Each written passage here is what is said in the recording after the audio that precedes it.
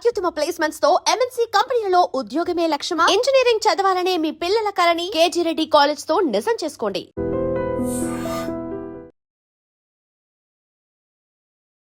ఐడ్రీమ్ ప్రేక్షకులకు నమస్కారం. పరాభవ సంవత్సర ఉగాది శుభాకాంక్షలు.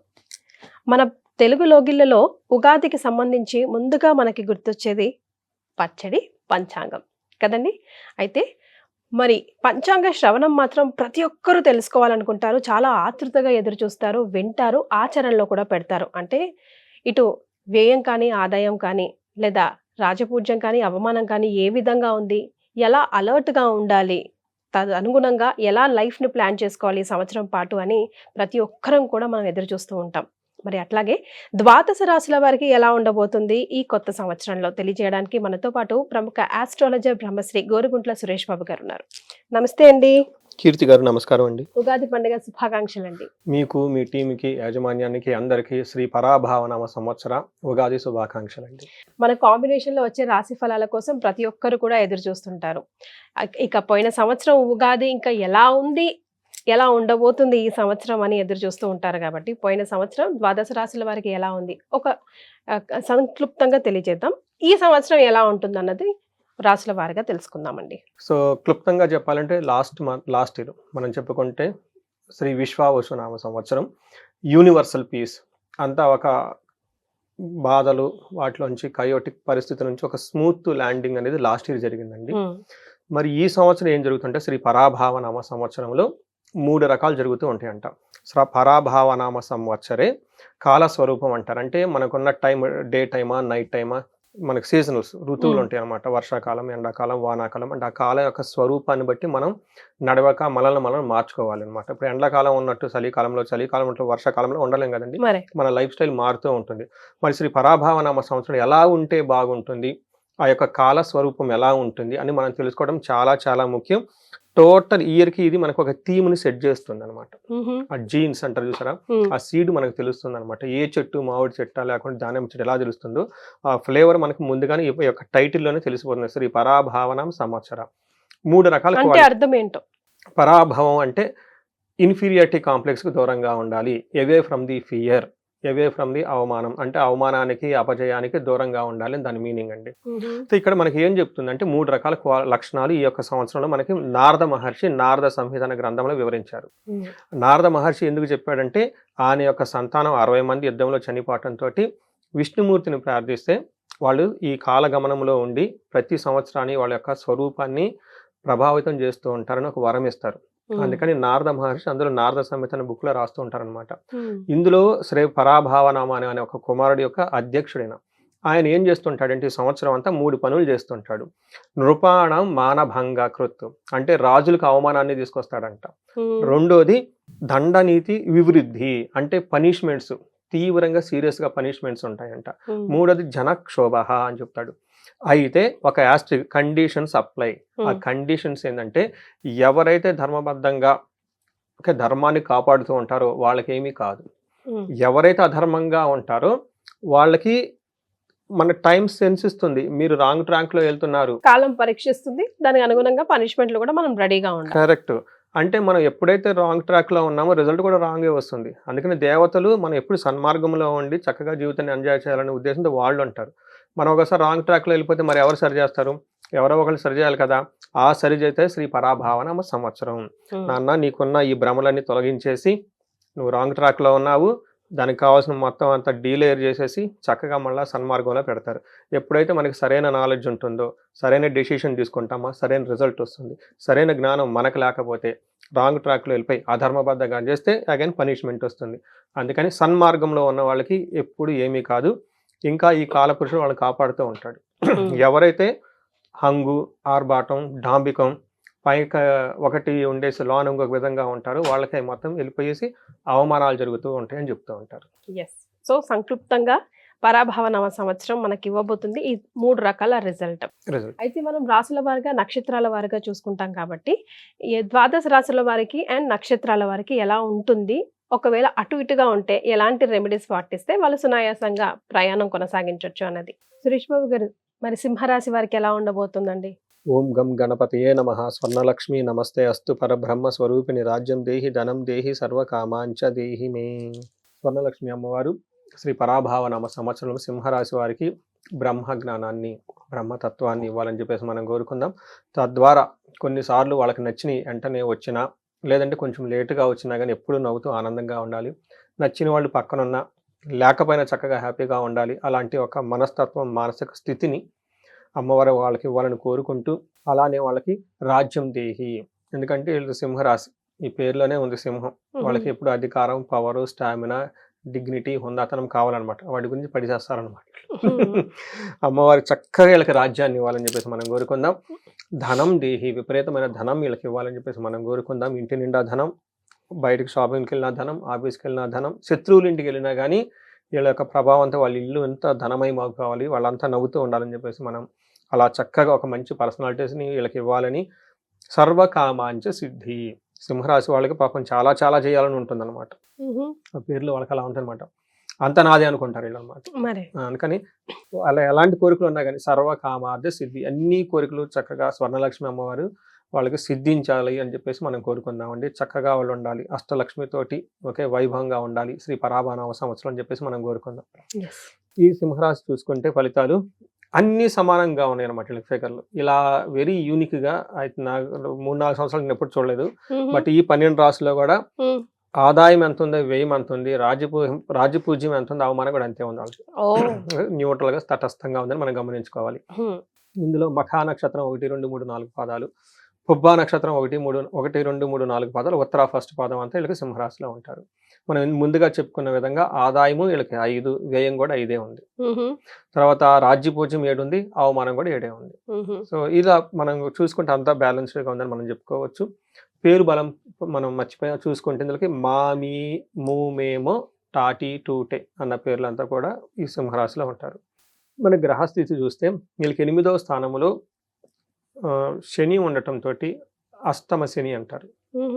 ఇది వీళ్ళకి కొంచెం ప్రాబ్లంగా క్రియేట్ చేస్తూ ఉంది. లాస్ట్ ఇయర్ నుంచి ఉంది. అయితే లాస్ట్ ఇయర్ గురువు వల్ల వీళ్ళకి చక్కగా ఆ యొక్క ప్రభావం వీళ్ళ మీద పడకుండా గురువు కాపాడగలిగారు. అయితే వీళ్ళకి ఏమవుతుందంటే ఏదో ఒక ప్రాబ్లం, ఏదో ఒక ఛాలెంజ్ ఉంటూనే ఉంటుంది. కాసేపు ఆఫీస్లో, కాసేపు ఇంట్లో, లేదంటే కాసేపు హెల్త్లో, లేదంటే ఏమీ సంబంధం లేని వచ్చేసి వీళ్ళకి ఏదో ఛాలెంజ్ చేస్తూ ఉంటారు. ఇలా ఉండే అవకాశం ఎక్కువ ఉంటుంది. గురువు 11వ స్థానంలో ఉండటంతో స్థాన ప్రాప్తి. అయితే మరి రేపు వచ్చే జూన్ వరకు మాత్రం చక్కగా ఎలాంటి ఒడిదుడుకులు ఏమి ఉండదు, నైస్గా వెళ్ళిపోతూ ఉంటుంది. ఎందుకంటే గురువు వీళ్ళకి బ్యాక్ బోన్గా ఉండేసి నిలబడి ఉన్నారు లాస్ట్ హోల్ ఇయర్ అంతా. అందుకని శని వీళ్ళకి అంత ఇబ్బందులు పెడుతున్నా గురువు వచ్చేసి వీళ్ళకి రెస్క్యూ చేసేస్తూ ఉంటూ చక్కగా వస్తూ ఉన్నారనమాట. అయితే ఏమవుతుంది, రేపు జూన్లో గురువు మారటంతో గురువు కూడాను ఆ శనిలాగా ఇబ్బందులు పెట్టే గ్రహంలో ఈయన కూడా చేరిపోతాడు. దాంతో విపరీతంగా ఖర్చులు వచ్చేసి దుఃఖకరమైన వార్తలు, దుఃఖం కలిగే సంఘటనలు జరిగే అవకాశం ఎక్కువ ఉంటుందని కొంచెం గమనించుకోవాలి. 7వ ఇంట్లో రాహు ఉండటంతో వీళ్ళు ఊరికి ఆర్గ్యుమెంట్ చేస్తూ ఉంటారు. సో టూ మచ్ ఆర్గ్యుమెంట్ చేస్తూ ఉంటారు. ఫస్ట్ హౌస్లో కేతు ఉండటంతో మానసికంగా చాలా టెన్షన్స్ అనుభవిస్తూ ఉంటారు అనమాట. వీళ్ళు సింహరాశి వాళ్ళు ఒక రకంగా చూసుకుంటే కొంచెం ఏమంటారు, కేర్ఫుల్గా ఉండాల్సిన శ్రీ పరాభావ సంవత్సరం అని గుర్తుపెట్టుకోవాలి. అంటే చాలా ప్లానుడ్గా, స్ట్రాటజిక్గా ఆలోచించుకొని ముందుకు వెళ్ళిపోతూ ఉండాలి. అన్ని డైమెన్షన్స్. ఎందుకంటే అష్టమ శని అనే పేరులోనే ఉంది కాబట్టి ఎంత కానీ బయట కానివ్వండి, అంటే ఏదో ఒక టైంలో బాగా హైలీ డిసిప్లిన్గా ఉంటూ ఉండాలన్నమాట. అంటే ఎలాంటి ప్రాబ్లమ్స్ వస్తాయని మనం కనుక గమనించుకుంటే మనకి సంస్కృతంలో మహర్షులు ఏం చెప్తారంటే 8వ స్థానంలో శని ఉంటే అష్టమ శని, అంటే జన్మరాశి నుంచి కౌంట్ చేసుకుంటూ ఉంటే వాళ్ళకి మీనరాశిలో ఉన్నారు కాబట్టి అష్టమ శని అయింది. అష్టమ శని ఉంటే మొత్తం నానా కార్య విరోధచ్చ, రకరకాల కార్యక్రమం, నానా కార్యక్రమం అంటే మహర్షులు కూడా చెప్పలేకపోయారు. నానా కార్యక్రమం రాసి నానా బహువిధాలంట. కార్య విరోధక్ష, అందులో విరోధం వస్తుందంట. కావాలని పాపం వీళ్ళతో మంచిగా వాళ్ళ మానాన్ని చేస్తూ ఉంటే వేరే వాళ్ళు వచ్చి కావాలని వీళ్ళతో గొడవ పెట్టుకుంటారు. అందుకని చాలా తటస్థంగా ఉండటం అవసరం. ధనక్షయం, ధనం కూడా విపరీతంగా ఖర్చు అయిపోయే అవకాశం ఉంటుంది. ఇది చాలా ఇంపార్టెంట్ అండి. ఇది ఎందుకంటే మా బంధువులు బాగా క్లోజ్ అయిన వాళ్ళు ఈ సింహరాశి వాళ్ళు ఉన్నారు. అంతకుముందు వాళ్ళు ఎలా ఉన్నారు, ఇప్పుడు ఈ సింహరాశి వాళ్ళకి అష్టమ శని స్టార్ట్ అయిన తర్వాత ఎలా ఉన్నారని నేను చూస్తున్నా. నిజంగా వాళ్ళు సింహంలాగా ఉంటారు. అన్నీ బాగా ఫుల్ ఎస్టాబ్లిష్డ్ ఫ్యామిలీ, వాళ్ళకి పిల్లలంతా ఫారిన్లో సెటిల్ అయిపోయారు, అమ్మాయిలకి పెళ్ళిళ్ళు అయిపోయి ఒక ఫ్లోలో వెళ్ళిపోయారు. ఇప్పుడు రైట్ నౌ లాస్ట్ 6 months నుంచి 1 year వాళ్ళు ఎలా చేంజెస్ Change. వస్తున్నాయి నేను చూస్తున్నాను అనమాట. అది మృత్యు భయం. ఇది గుర్తుపెట్టుకోండి. ఈ రాశి వాళ్ళకి, సింహరాశి వాళ్ళకి మృత్యు భయం అంటే హెల్త్ బాగలేకపోవటంతో అసలు ఉంటామో పోతా అని భయపడిపోతూ ఉంటారు. హెల్త్ ఇష్యూస్ ఎక్కువగా హెల్త్ ఇష్యూస్ కానివ్వండి, లేదా ఉన్నటువంటి జాబ్ పోతుంది. అసలు ఈ జాబ్ పోయింది కాబట్టి హోల్ లైఫ్ అంతా పోయిందని ఫీలింగ్లో వెళ్ళిపోతూ ఉంటారు.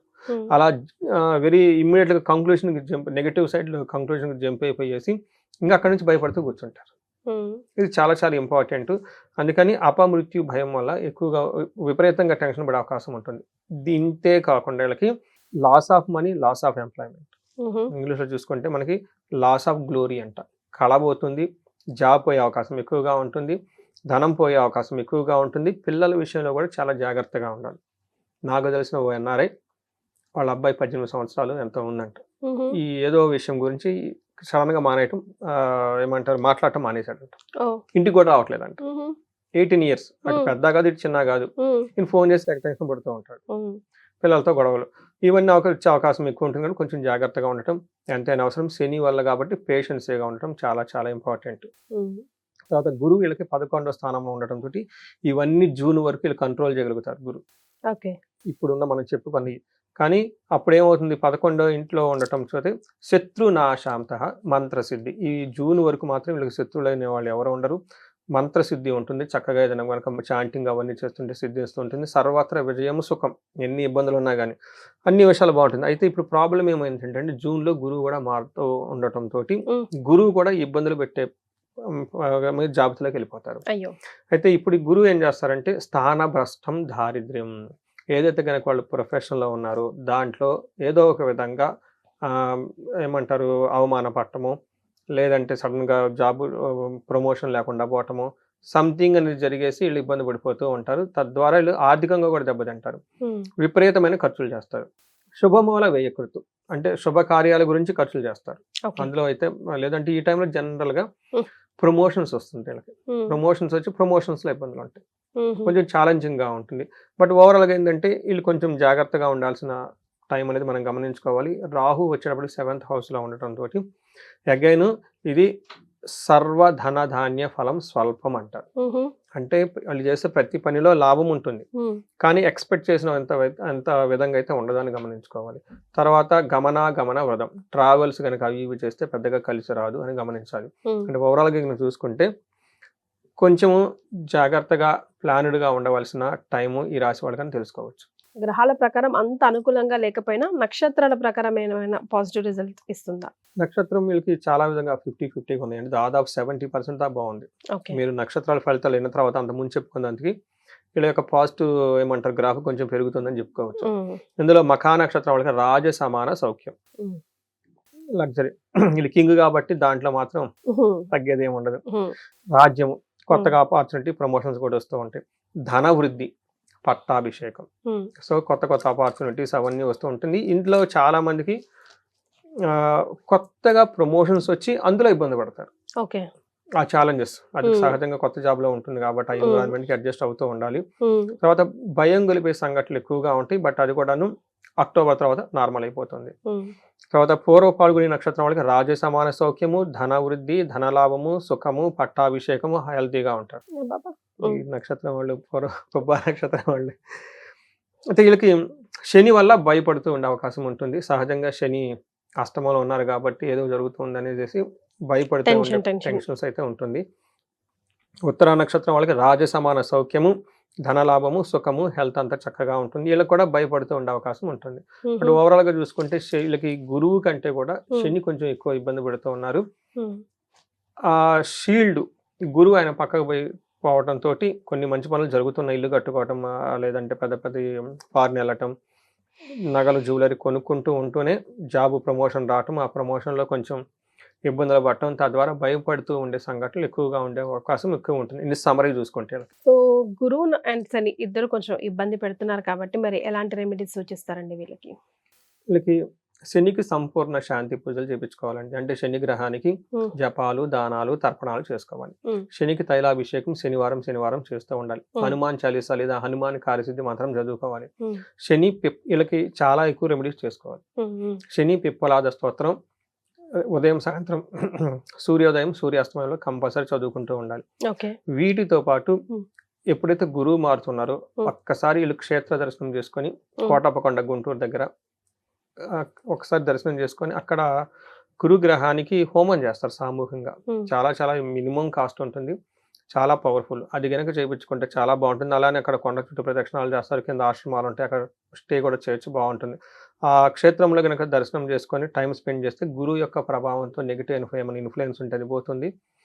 ఎక్కువగా ఆధ్యాత్మికమైన బుక్స్ చదవటం చాలా ఇంపార్టెంట్. ఓకే. యోగా చేయాలి, మెడిటేషన్ చేయాలి. అంటే వీళ్ళు బయటికి వెళ్ళి ఏదేదో చేసి Hmm. బదులు ఇంటర్నల్ ట్రాన్స్ఫర్మేషన్ మీద ఎక్కువ పెడితే చాలా బాగుంటుంది.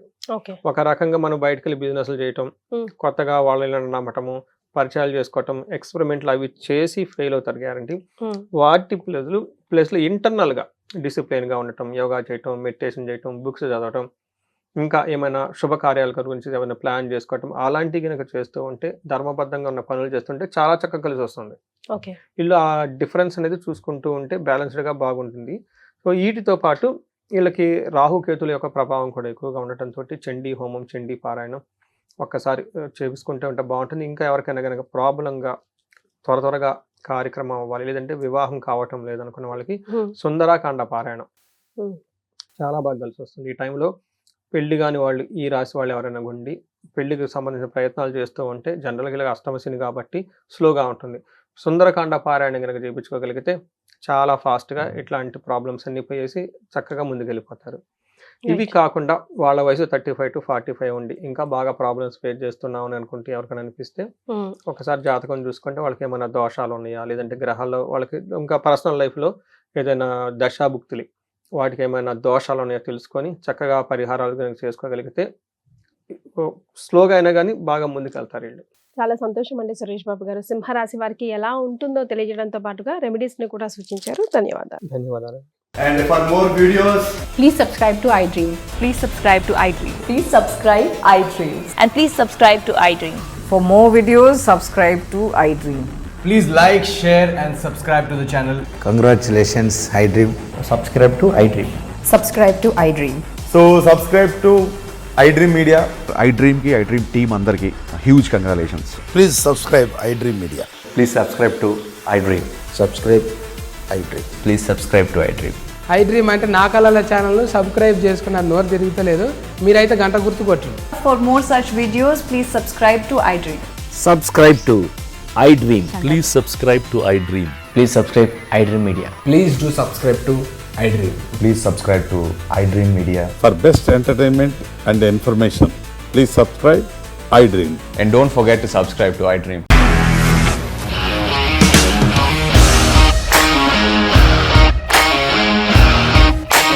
ఇండస్ట్రీలో కమిట్మెంట్ ఇష్యూస్ వస్తే నీకు కూడా వచ్చినట్టు మార్నింగ్ తీసుకెళ్ళారంటే కొట్టి పడేస్తారు.